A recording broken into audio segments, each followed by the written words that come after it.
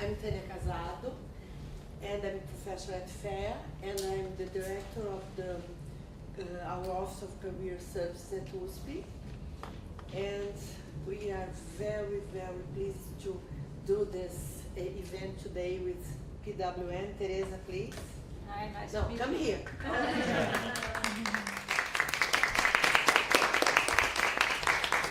And just who came by PWN? Thank you. And maybe people will be a little bit late, and as usual, we have a huge list of registered participants, but you know how our people behave in this kind of events. But thank you for being here. I want to thank Sandra. She's also from PWN, and Sandra and Tereza. We have been doing a few events together, our Office of Career Services and PWN, because we have values that are related, that are very compatible. And Sandra, thank you very much. Sandra invited Holly and Corey to come here. Thank you. And thank you so much to be here. And I, just in the beginning, I want to apologize. I have a class to teach right now, but I think that I will bring, I don't want to miss this speech, and I want my students to listen, so they are almost arriving, so I will come with them, and please forgive me if they make a little noisy, okay? But welcome to be here, and we are anxious about listening about diversity and inclusion. We are very, very concerned about that in Brazil, especially in the academic world. We are working on that. Okay, Tereza, do you too? Just say thank you to you both and to Sandra for allow us to do this together tonight, and thank you everybody for being here tonight. So we are in charge now. Thank you. Thank you. Hello, everyone. Hello. How are you? Fine. Good. So I'm Holly Brittingham. I am the SVP of Global Talent and Organizational Development at FCB. And one of my responsibilities is what we call culture and inclusion, but it really is diversity and inclusion, no matter what you call it. Corey, you want to introduce yourself real quick? Sure. We're going to split this into... Holly, can you use the microphone because they are recording? Please, so please. Thank you. There we go. Sure. I will. Yeah. I will. Yes, so I'm Holly Brittingham. I'm SVP of Global Talent and Culture sorry, you just threw me off. We're here in Brazil because FCB Brazil is here. Now, FCB is a global network of advertising agencies. We have offices all over the world. We have about 8,000 employees, and we do advertising for a whole lot of different brands. Here in Brazil, probably the biggest brand is Nivea that we do work for, and quite a few others. And Sky is also a client of ours. So what Corey and I do, and I'll hand this over to him in a second, is we get the luxury and the privilege of being able to go around to all of our different offices and talk about this topic because it's really, really important to us. We think that as marketers, we have a big responsibility to really understand and become more conscious of what we put out into the world. And we'll get a little bit more into all of that and our philosophy behind it. But I'll let Corey introduce himself first. Sure. And my name is Corey Flournoy. I am Vice President, Associate Director for Global Talent Development as part of FCB. I have the uniqueness of I live in Chicago, Illinois, but I'm part of the New York team who, again, we service all of our agencies worldwide. So Holly and I, as she mentioned, we're going to break the presentation in kind of two different parts. So she's going to talk a lot about implicit bias, kind of understanding how it works, how it's something that we all, regardless of where you're from, where you were raised, we all have implicit bias. And then I'll talk about, let's see the impact of implicit bias.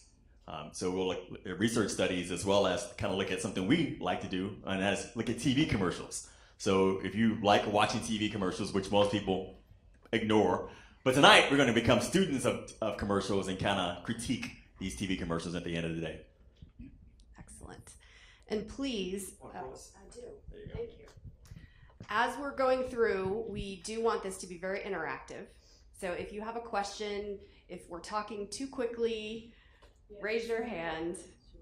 Yeah, please, because if you don't understand anything, just flag us down. We know what it is like to be in a place where somebody's talking and it's not your language. So, all right. Let me talk a little bit before we even dive in to the science of bias as to why this is important. And we talk about inclusion. So there's diversity and there's inclusion, and we have focused quite a bit on the inclusion part of things, because inclusion is about how do you create the conditions in an organization where the benefits of diversity can be realized. And there's a lot of research that explains why this is a good idea. So the first, actually that's cut off a little bit. So diversity in teams equals better performance and higher quality outcome. This is a study that was done by a guy named Scott Page, who is a computational mathematician, and he developed a formula in studying teams that showed that teams that are more diverse do better work and have better output. Another study shows, this looked at the financial side of inclusion, and you get ideas from more people and more different kinds of people, your revenue is higher, 46% of the time. Specific type of diversity is gender diversity, and a study by McKinsey looked at companies that had gender diversity in their management teams, and all of those companies had better stock performance. They were at 65% versus 47%. And finally, racial diversity, this is the Institute for Entrepreneurial Thinking. They indicated that they see 15 times more revenue being generated at companies that have a more diverse senior team. So it's pretty compelling. And that kind of makes you think, why aren't things changing more, right? Why are we still needing so much to do this work? And the reason, I'm going to go back in a second to that, the reason is that our brains work in ways that we don't always understand, and that they work in ways that conflict with how we feel. So what I'm going to take you through is some of the science behind implicit bias and what it is, and how this comes to play a part in the world of in the world of diversity and inclusion. The first thing I'm going to do is we're going to play a couple of little games. I'm going to talk about perception, I'm going to talk about background, and I'm going to talk about automatic association. And these are three things that go on in our brains that really kind of make us think and see things in different ways. So this is a little game. All right, everybody see the checkerboard? Yeah? And you can see, which one is the little? This one? Yeah, there you go. Okay, all right. So you can see here that's square number A. This is square B. Which one is darker? So I heard A. I heard some people say it depends. What does it depend on? Depends on the view that you are. It depends on what? Depends the way that you are, the position. Okay. Depending on where you're standing, it might look different. Okay, but based on this picture right here, does anybody think that B is darker in color? No, just the square. Okay. All right, so let's test and see if we're right about this. How does start to look like it's the same color, right? Yeah. What if I do that? Exactly the same color. So what do you think's happening?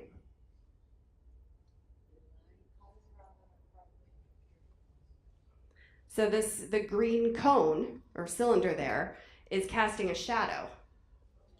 And the shadow makes that be the same color, objectively speaking. But our brains, this is called pattern recognition. And so our brains are so accustomed to seeing the pattern of the checkerboard that knowledge overrides what is actually in front of our face. Kind of interesting, huh? Okay, here's another one. And this one is called the McGurk effect.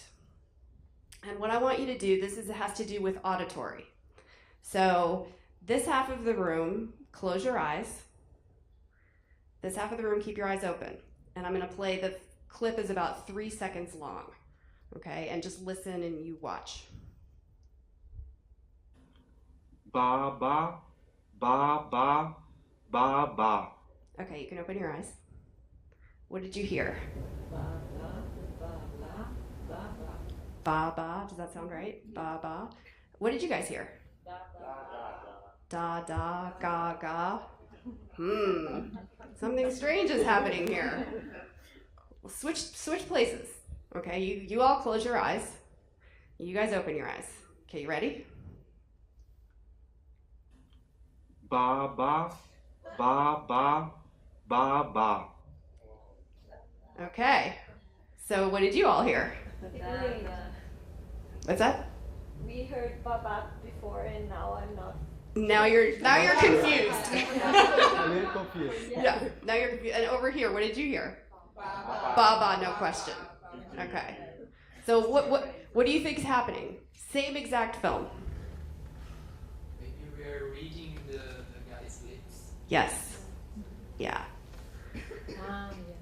So the experiment was the sound is always ba ba, but he inserted that sound over a recording of himself with his lips open.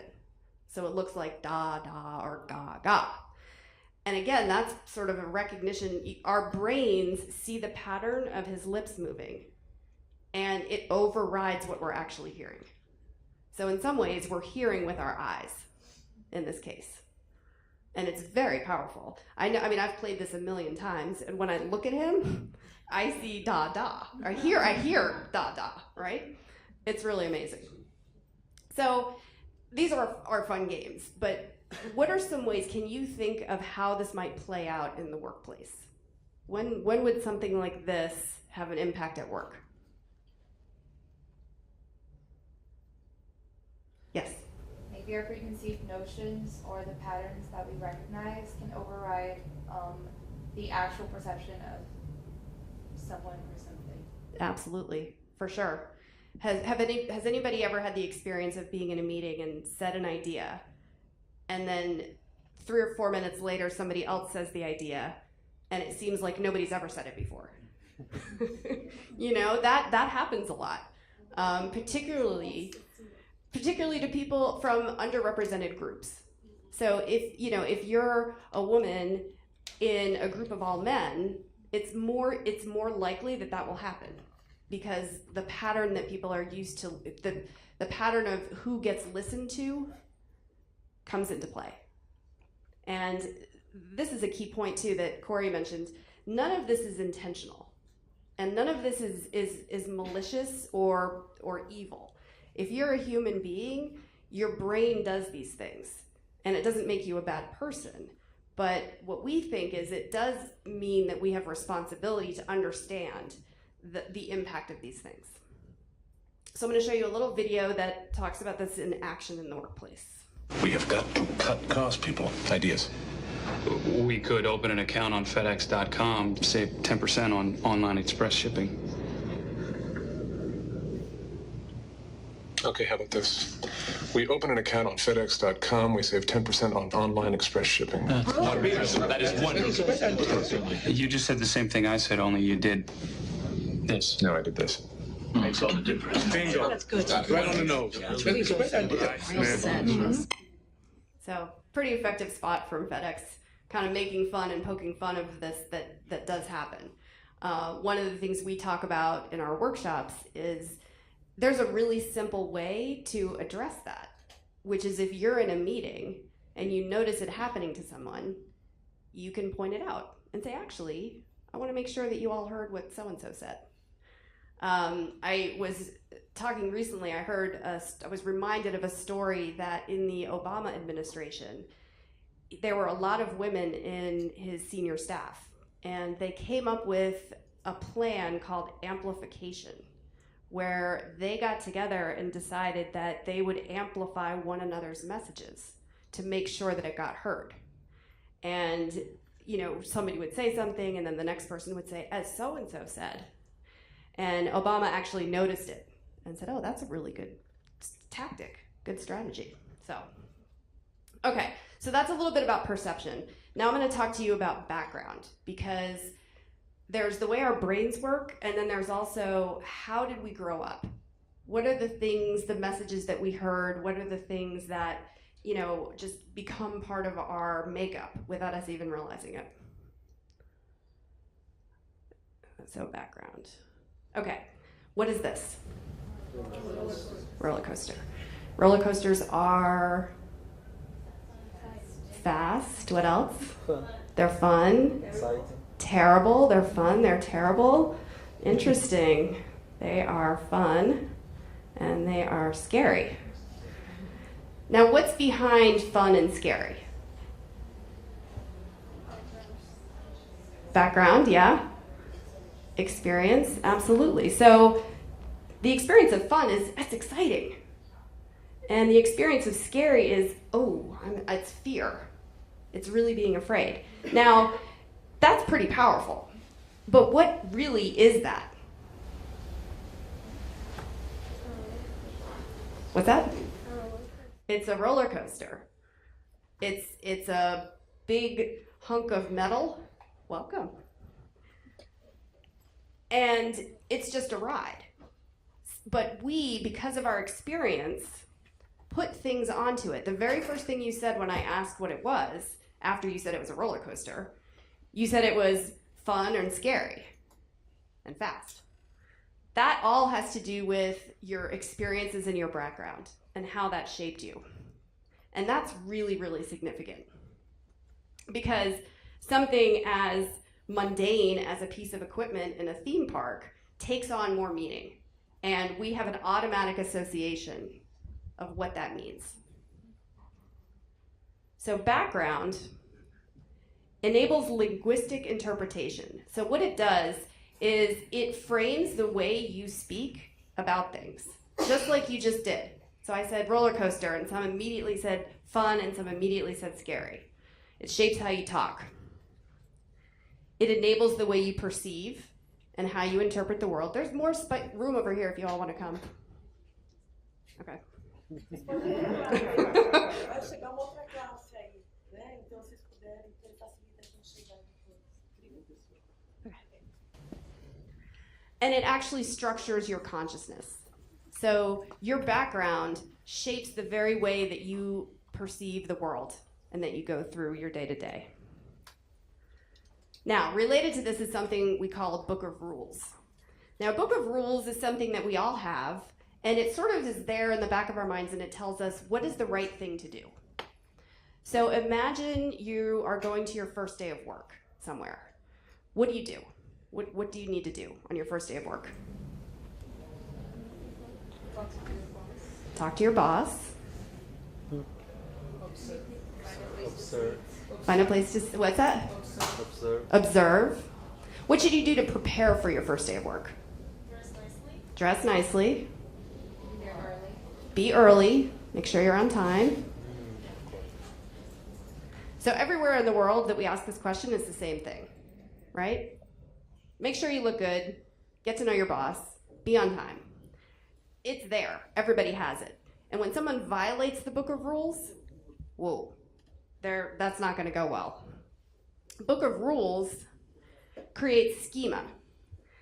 And schema in the brain is a pattern of thought or behavior that organizes and categorizes information. So when you're at work and you see somebody who you haven't seen before and they're dressed well and they're nervous and they're, getting there right on time, you automatically know that they're probably new because that fits your schema. So we construct these schemas in our brain to as a way to help us sort and classify information. We have so much information and data coming at us all the time. I think it's upwards of 50 million pieces of data are coming at us.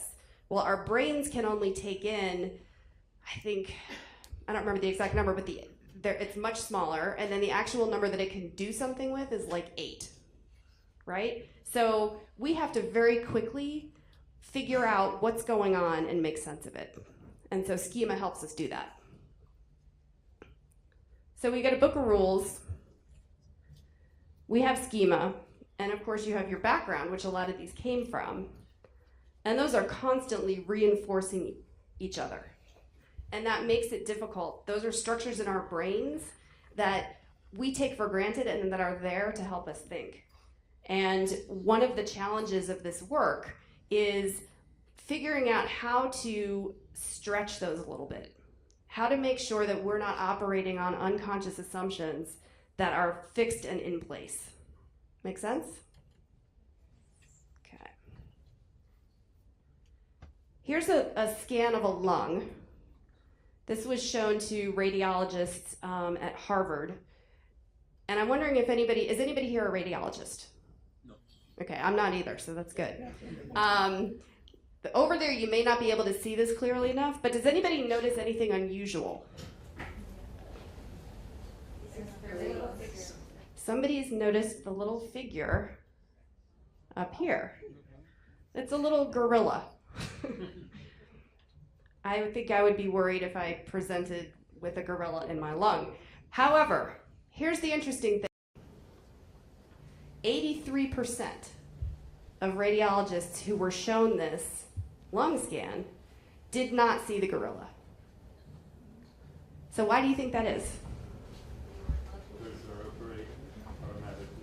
So they weren't looking for it. They were operating automatically. Their schema is telling them what to look for, and it doesn't include gorillas, right? Their schema is to look for cancer and sort of nodules. I think there might be cancer, but I don't even know because I'm not a doctor. But something that seems so glaringly obvious to those of us who don't carry that schema around is missed completely by people who are experts. So that's another piece of interesting thing to think about. If you're an expert in something, that means that it's great, but it also means you might be closed to seeing other things. It's always good to keep your mind open. I have another little clip for you about this.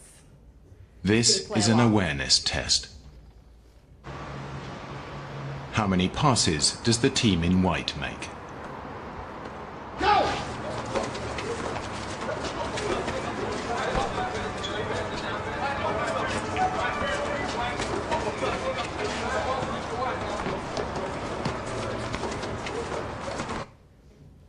The answer is 13.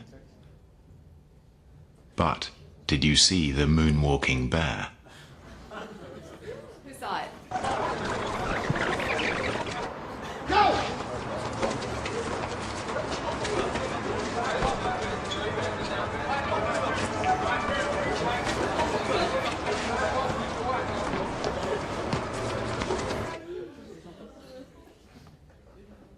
So it's easy to miss something that you're not looking for. Excellent, excellent spot. This was in the UK to make people be more aware of cyclists. But you can think about it in all kinds of ways. If you're so focused and busy on what's right in front of you, it's very easy to miss something that you're not looking for. Okay. All right, here's another fun test. Are we having fun yet? This is good. This is called the Stroop test, named after its founder, John Ridley Stroop. And what this is going to get into is the automatic assumptions that your brain makes. And I'll get into the science behind this in a little bit. But first, what I want you to do, I'm going to fill each square with some letters. And the letters in each square are going to be a different color. So every time you see the color, I want you to yell out what the color is. Okay? You can do it in Portuguese if you want. Okay. Okay, you guys are good. Green, blue, green, red, yellow, blue, yellow, red, yellow, blue, blue, red, Okay, that was very good. You guys are good. Let's try it again. I'm going to throw you a little twist. Are you ready? See how fast you can do this. Okay, here we go.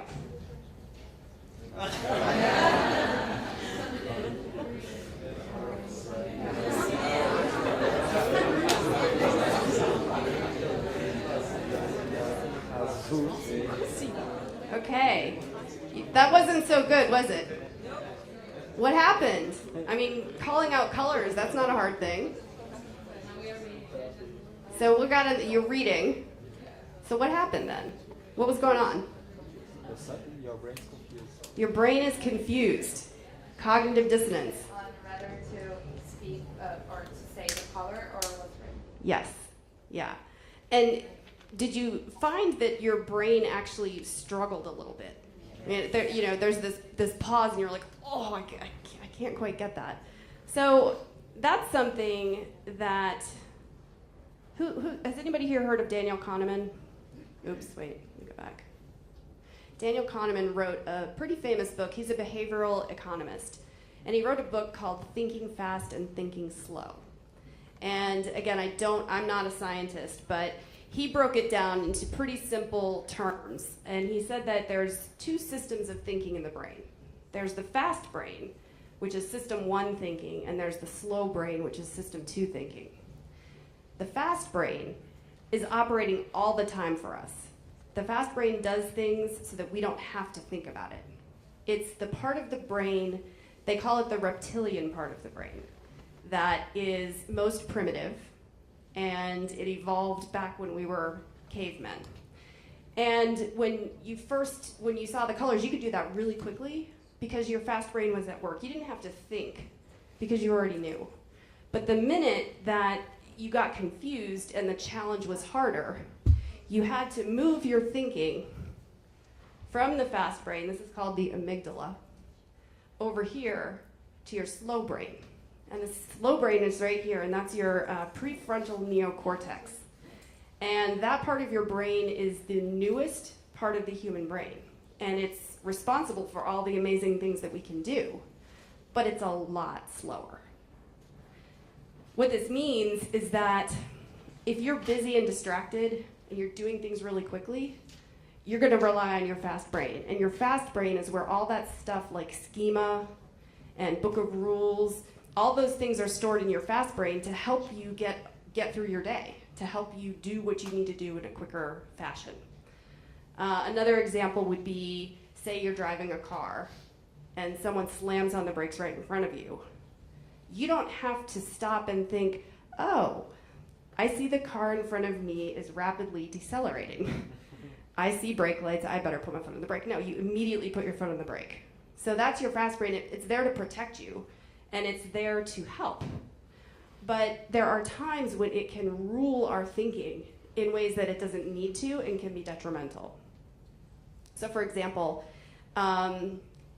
if you're new at school or at work, and you go into the cafeteria and you're going to sit down and have lunch and you don't know a soul, who are you going to look for usually to sit down with? Someone who's alone. Someone that maybe you feel comfortable with. Somebody who's similar to you. Yeah. So in the fast brain is our fight or flight reaction. Like I said, it's there as a protector.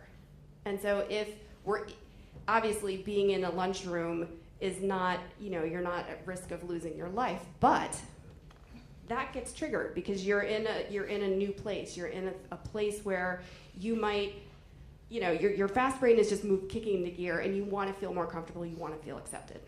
So people gravitate naturally towards people who are like them, and that's because of the fast brain. You have to override the fast brain and use your slow brain in order to break down walls between yourself and other people. Make sense? Okay. Now, this is a website that I would encourage you to visit. It's in all different languages. Has anybody heard of this, Project Implicit? Yes? So this is a study out of Harvard, and the woman who created it, ooh, what's happening? Okay. Mazrin Banaji is one of the creators of Project Implicit, and what she did is she used technology like the Stroop test. And it's a test that actually measures your level of unconscious bias. You'll have to go onto the site and check it out, but what she said was she constructed the test as a way to see would she and other people who take the test unconsciously associate good, I'm gonna put this down, unconsciously associate things like good and white and bad and black, or good and women at home, or sorry, good and men at work and women at home, and vice versa. And it flips it around for you. It's hard to describe. But if you go to this site, implicit.harvard.edu, you can go through a test, and it's very humbling. I got my results back, and it said that I prefer women to stay at home, which is crazy because I'm the one who's working in my family, and my husband stays at home. So this just goes to show you how much the societal messages play a part in our minds. She said when she took the test that she was so embarrassed and humbled because she realized that this is so much embedded in the human experience that we don't even realize. The good news is that we can change our brains. We can rewire our neural responses. It takes a lot of work and it takes a lot of practice. It takes a lot of overriding that response to, be naturally afraid of people who are different.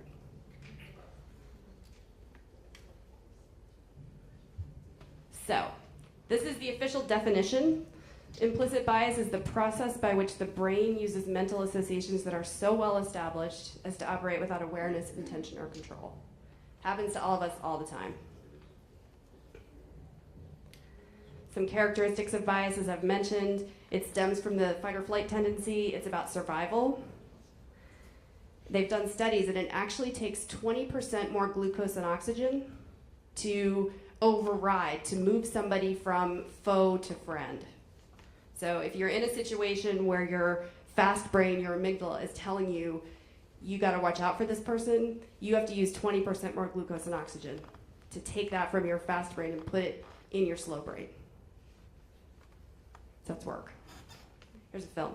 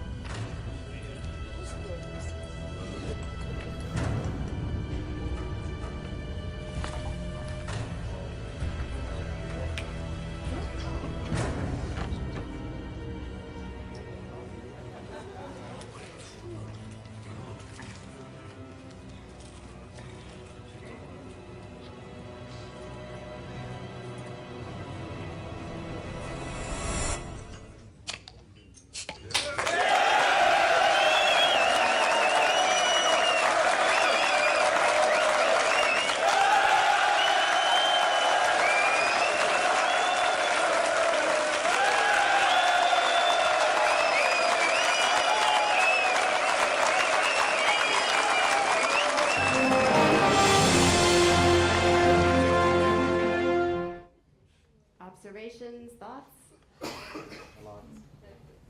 What's that? Very good. Who was in the theater? People? Who were those guys? They were bad guys?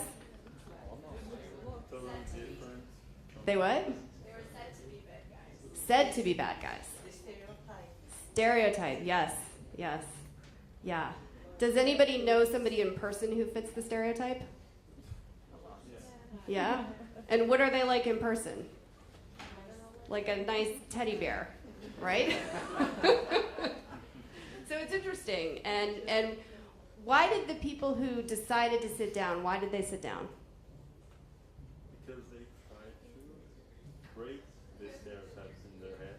Mm-hmm. And why do you think they tried to break the stereotype? Because otherwise they couldn't see the movie. Right. They paid good money for the movie, right? Yeah. So it's interesting. There's a trade-off, you know? Is it worth me overriding that fear? Even though I might even know it's irrational, what's it worth to me to do that? And that's an important piece. The first reaction, it's not what I was expecting. Sometimes we talk about the fact that people from underrepresented groups who come to work every day might feel like that all the time, right? The act of coming to work when you're not part of the majority, when you're the only one, is even worse. It can really feel like that. You've got to overcome. Of course, once you get to know people, that's easier. But it's still a process, and that's part of inclusion, right? You want to make the place where you're in be inclusive of everybody. And there are a lot of different ways to. They obviously cracked a beer, made it inclusive. Okay, let's see. Oh, we're at research studies. So that's been a very quick, high-level overview of all the crazy workings of our brains, which is very humbling. The more I do this work, the more humbled I am. Corey is going to talk to you a little bit about how that translates. So we know that this dynamic is happening. So what does that mean? What's the impact?